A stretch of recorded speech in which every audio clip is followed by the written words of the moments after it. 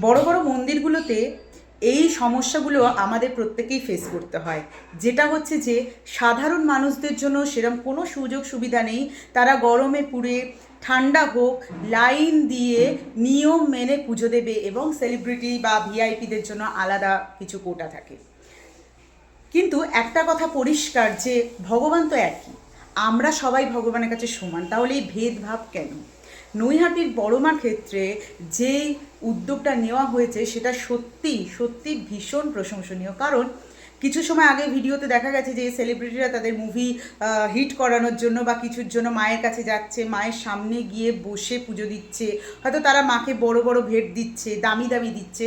এই দিক থেকে সাধারণ যারা মানুষ তাদের হয়তো ক্ষমতা নেই, কিন্তু তারা মন থেকে মাকে ডাকছে লাইনে দাঁড়িয়ে নিয়ম নিষ্ঠা মেনে, তাদের জন্য কিন্তু কোনো সুযোগ সুবিধা নেই। তো এই জায়গাটা যে চেঞ্জ করা হয়েছে, ভিআইপি ব্যাপারটা যে তুলে দেওয়া হয়েছে, এটা সত্যি অভিনন্দনযোগ্য একটা বিষয় বলে আমার মনে হয়।